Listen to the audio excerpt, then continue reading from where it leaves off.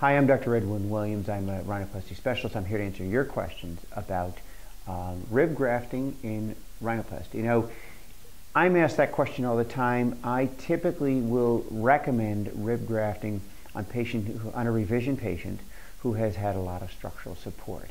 There are a couple of different choices, and I'll tell you why. If I think rib, I use rib now. Many times when patients have had previous rhinoplasty, a lot of the septum has been removed. That's a good part of the cartilage in the nose to fix the deviated septum, and it doesn't leave me with a lot of good structure. The next choice would be ear cartilage, and I use that for some minor revisions, but the problem with ear cartilage, if you think about it, it's not very strong. So when I need structural support, really my first and best choice, and we do this as an outpatient. There's a small incision here. It allows us to harvest the rib and then carve it up so I have plenty of material to rebuild the nose so that the nose looks natural and functions and breathes and has support. And that's what's the most important to most of our patients. Now, there are implants on the market that you can use, for example, Gore-Tex implant, and I've used it a couple times, maybe 15, 18 years ago. I did a few patients.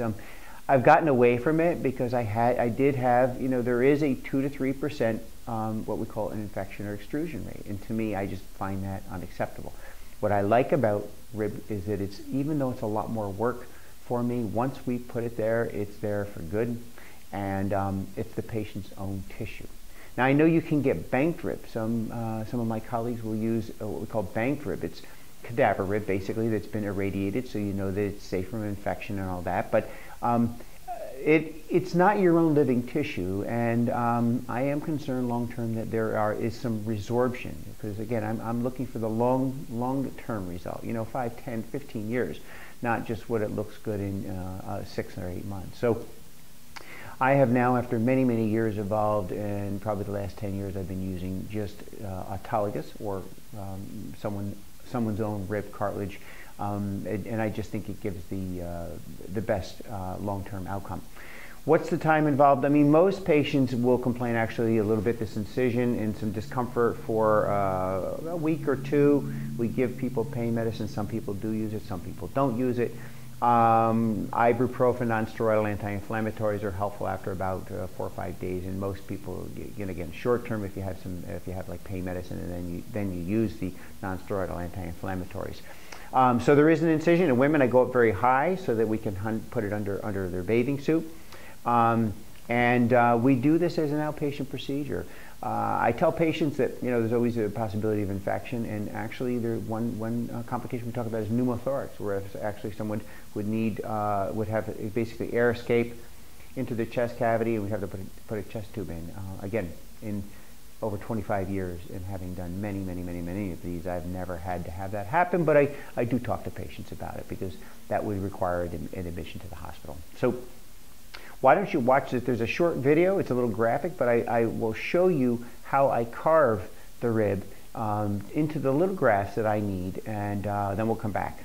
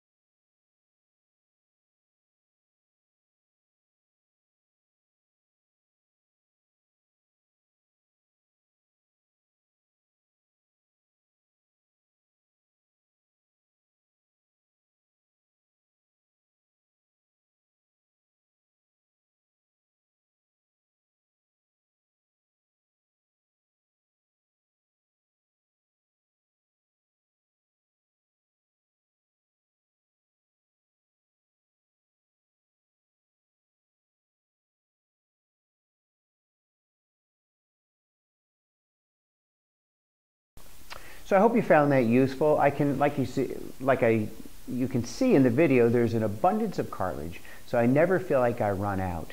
And it really allows me to build the most natural and functional or breathing nose. So I hope you found this video useful. There are a lot of other frequently asked questions, including those on revision rhinoplasty in our book, Rhinoplasty, Everything You Need to Know About Fixing and Reshaping Your Nose. That is available on Amazon. It's also available as a free PDF on our website. So thank you for watching.